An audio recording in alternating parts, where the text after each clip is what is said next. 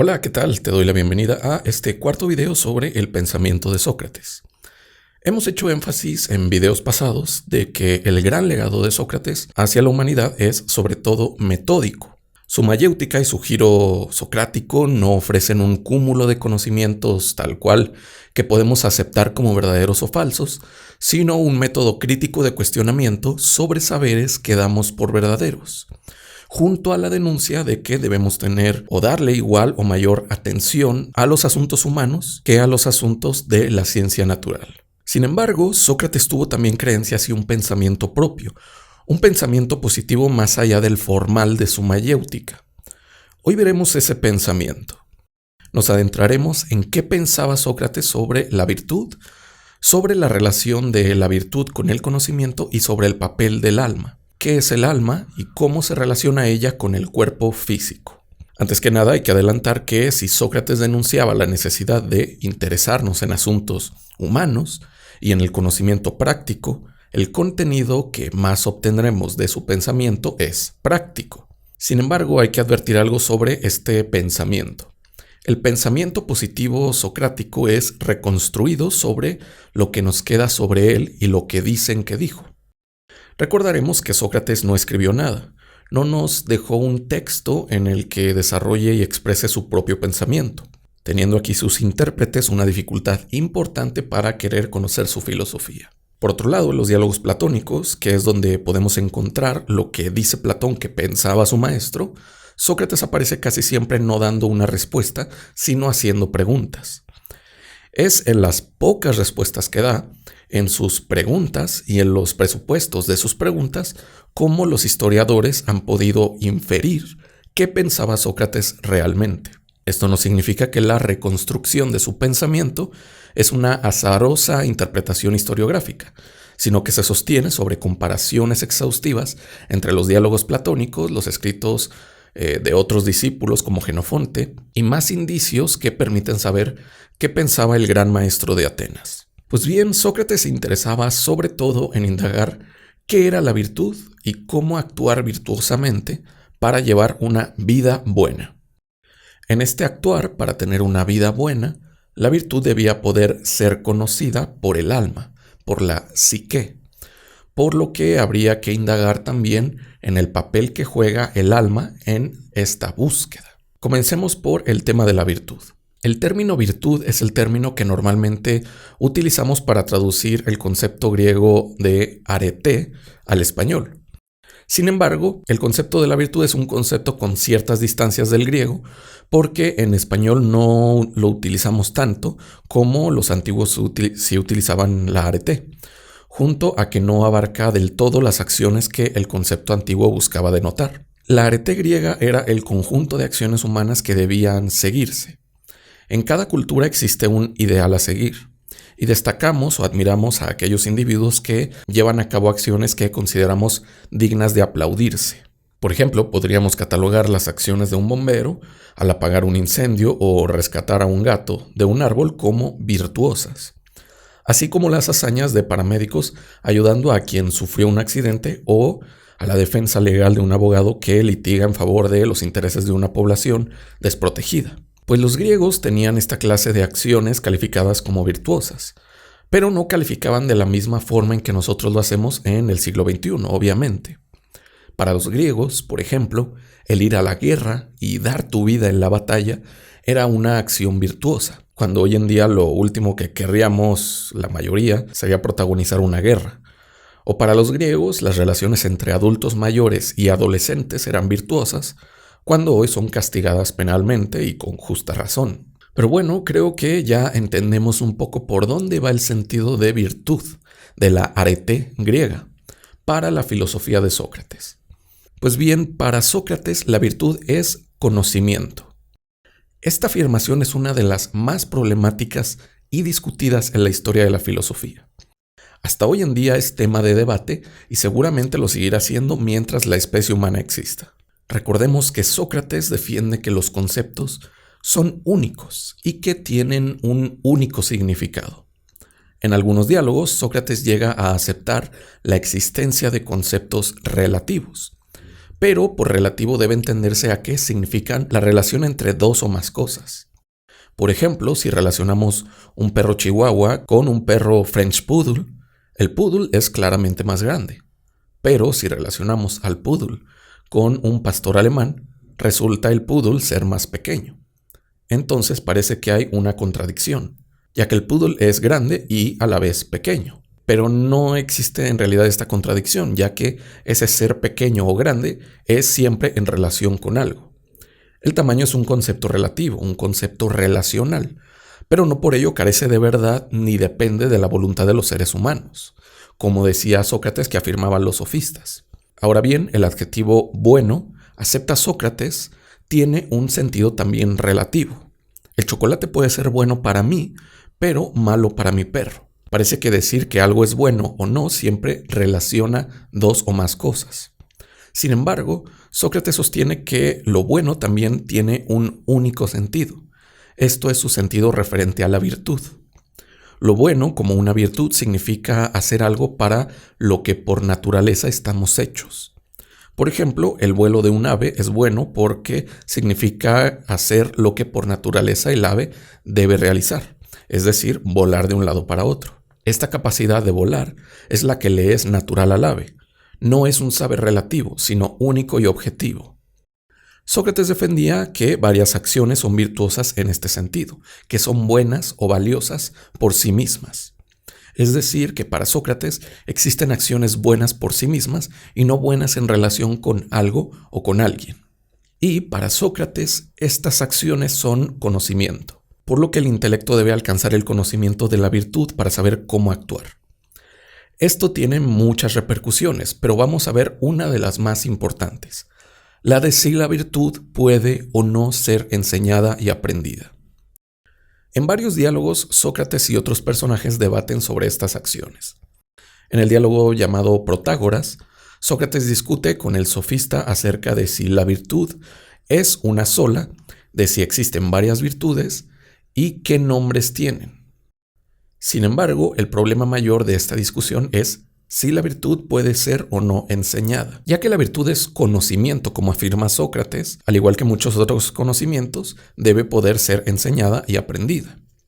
Por ejemplo, el conocimiento de la medicina puede ser enseñado por maestros y aprendido por futuros médicos para su aplicación en los cuerpos de sus pacientes.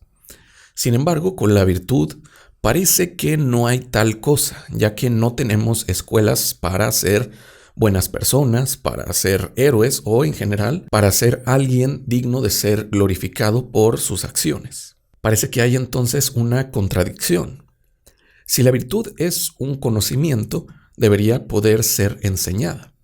Sin embargo, en la vida no enseñamos a la gente a ser virtuosa o buena. Podemos tener a los políticos egresados de las mejores universidades con la mejor educación y aún así verlos realizar los actos más viles. Podemos también encontrar muchas personas sin siquiera educación básica y que aún así sean buenas personas e incluso lleguen a ser héroes históricos. ¿Cómo puede sostenerse la virtud como conocimiento si tenemos la evidencia de que es todo lo contrario? Pues Sócrates de hecho sostiene también que, en efecto, la virtud no puede ser enseñada, pero no por ello no es conocimiento. Sócrates piensa que para que una persona sea virtuosa debe tener cierta disposición natural. Así como los atletas tienen disposiciones naturales, algunos beneficios genéticos y anatómicos para los deportes a los que se dedican. Toda persona puede tratar de practicar box y llegar a dominarlo un poco, pero solo aquellas que tengan una disposición natural llegan a ser grandes boxeadores. Así también las personas que por naturaleza tienen una disposición virtuosa llegan a ser grandes personajes virtuosos. Ahora bien, la educación y el ejercicio de la virtud perfecciona a la persona en camino a ser cada vez más virtuosa, así como el conocimiento y los entrenamientos perfeccionan al boxeador para llegar a ser grande entre los grandes. Esto no implica que el conocimiento haga a toda persona una gran boxeadora y una gran virtuosa. No es un factor suficiente, pero sí necesario para llegar a serlo. Entonces, para Sócrates, la virtud es conocimiento, pero no por ello puede ser enseñada como cualquier clase de conocimiento. Tenemos aquí otro punto que podemos añadir al pensamiento de Sócrates. Ahora bien, sabiendo de esta disposición natural de la que habla Sócrates, ¿cómo llegamos a la virtud? La virtud la realizamos una vez que comencemos a tratar de buscarla, y su búsqueda es por medio de la filosofía. ¿Qué significa esto? Para que alguien sea bueno, recordemos, ese alguien debe realizar aquello para lo que está hecho por naturaleza. Este conocimiento de las finalidades se llama en filosofía conocimiento teleológico. La teleología es la rama encargada de investigar las finalidades de las cosas y de los conceptos. Pues bien, para hacer aquello para lo que estamos hechos, debemos primero saber para qué estamos hechos. ¿Cuál es nuestra naturaleza? De esto se encarga la filosofía socrática y su meta es entonces el autoconocimiento. Debemos conocernos a nosotros mismos. Esto es lo que vimos desde clases pasadas que resalta la filosofía socrática. Al conocernos a nosotros mismos, conocemos aquello para lo que somos buenos. Un músico se debe dedicar a la música una vez que se conozca a sí mismo y que vea que tiene un oído adecuado para las notas, para los acordes, junto a una gran habilidad para tocar un instrumento, dirigir una orquesta o componer melodías. Así las personas llegan a ser virtuosas solo si se conocen a sí mismas y ven para qué son buenas. Este conocimiento de uno mismo no depende de nadie más, sino de uno mismo. Es tarea del individuo conocerse y alcanzar el saber sobre su propia naturaleza para, una vez que se haya conocido, dedicarse a aquello para lo que es bueno. Ya sea un abogado, médico, comerciante o político, el autoconocimiento es un factor necesario para llegar a ser un gran abogado, un gran médico, un extraordinario comerciante o un virtuoso político. Anotamos entonces otro punto más en esta reconstrucción que hacemos del pensamiento socrático. Todos tenemos una finalidad. Nuestra vida tiene una finalidad, pero solo la conocemos si nos conocemos a nosotros mismos. Y esto lo hacemos mediante la filosofía. Indagar en nuestra naturaleza y realizar aquello para lo que somos buenos es llegar a ser buenos y virtuosos. Pasemos a otro punto relacionado con la virtud. Dijimos en el video de la biografía de Sócrates que este parecía tener un enorme autocontrol. Eso tiene que ver mucho con lo que Sócrates creía que era alcanzar el conocimiento de la virtud. Una vez alcanzado este conocimiento, debíamos de relacionarnos de una manera peculiar con nuestro cuerpo, entendiéndolo como una herramienta, como algo que nuestra alma controla. Para ello debemos entender primero qué entiende Sócrates por alma. El término de alma todavía no era algo del todo bien definido. Recordemos que para Anaxímenes el alma tenía una naturaleza aérea y se conectaba mediante el aliento humano con el aire, el cual sostenía todo lo existente. Pero el alma no era entendida del todo como el núcleo del cuerpo o aquello que maneja al cuerpo mismo.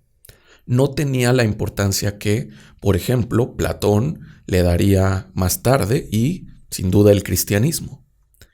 Pero Sócrates fue el primer filósofo que construyó una filosofía relacionando el alma con el pensamiento y entendiendo al alma como una entidad suprasensible, más allá de lo sensible, que controlaba al cuerpo. La herramienta del alma es el cuerpo, y por ello debemos también cuidar al cuerpo, pero lo que más debemos cuidar es el alma, la psique, según Sócrates. Hoy en día, dependiendo de nuestra cultura, nuestra formación, nuestra religión y, en general, nuestras creencias, podemos identificarnos solo con nuestro cuerpo o podemos pensar que este es solo materia controlada por nuestra mente o nuestra alma. Para Sócrates y para muchos filósofos posteriores a él, el alma era el pensamiento y el pensamiento era el que controlaba al cuerpo material. Ahora bien, el cuerpo material, además de su materia, tiene ciertas energías e impulsos que tratan de doblegar a la mente para lanzarse ante los placeres corporales. Un hedonista, con un hedonismo simple, podría lanzarse a la comida, a la bebida y al ocio para alimentar estos placeres inmediatos. Sin embargo, Sócrates creía que los seres humanos debemos darle más importancia al alimento del alma, al alimento del pensamiento, y que la satisfacción corporal y carnal debía regirse por un hedonismo calculador, el cual ejemplifica también en el diálogo del Protágoras. Es decir, calcular los mayores placeres para optar por ellos y rechazar los placeres menores. Entre los placeres mayores están la salud y el bienestar, mientras que entre los menores está el sedentarismo, la comida y la bebida en exceso. Pero respecto al alma, su cuidado depende de la sabiduría que alcancemos mediante la filosofía. El autoconocimiento implica, como dijimos, saber para qué estamos hechos, y conocer todo aquello que nos ayude a realizar nuestra naturaleza es la forma en que podemos cuidar al alma. Pero hay algo más allá, y es que recordemos, de nuevo, que este cuidado del alma debe estar acompañado por el conocimiento práctico.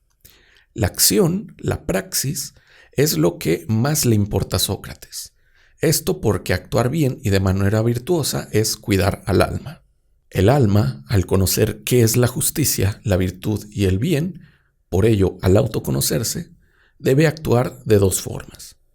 La primera es respecto a sí misma, respecto a la naturaleza que tiene y sus metas. Esto se expresa en el cuidado del cuerpo, en el aprendizaje de un oficio, de un arte o de una ciencia, y en seguir autoconociéndose.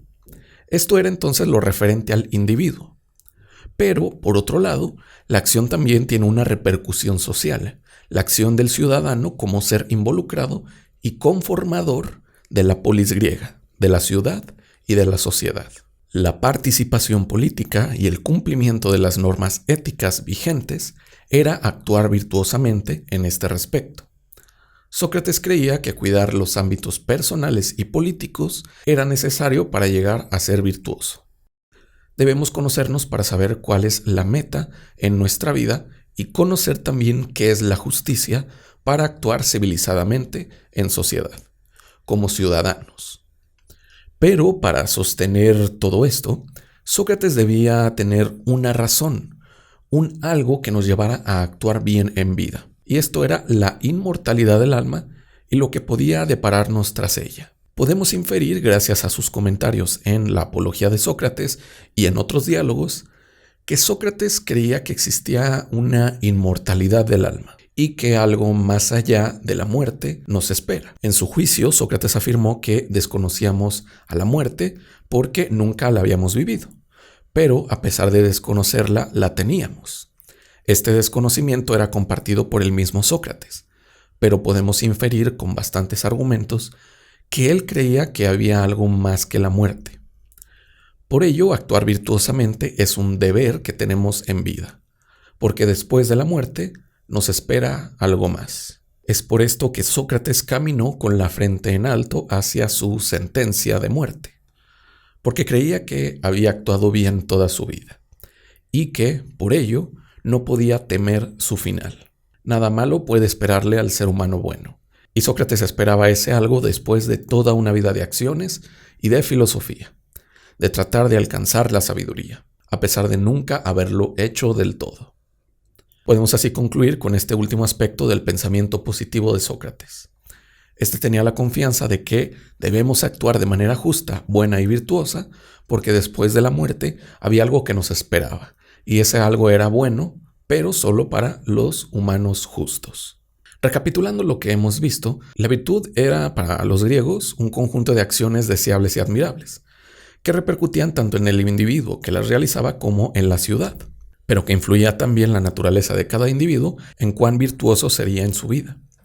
Para conocer la virtud, la justicia y el bien, es necesario el autoconocimiento, conocer nuestra propia naturaleza.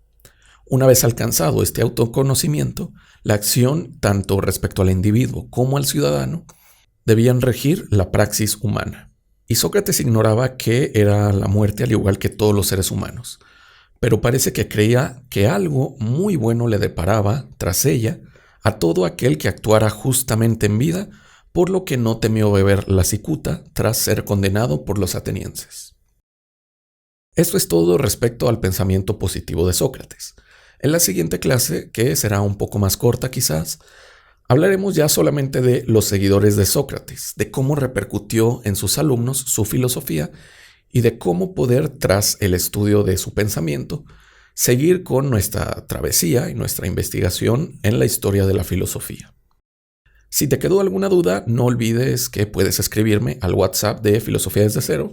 Es un beneficio que tienes por ser miembro o miembro del canal. Nos vemos en el siguiente video.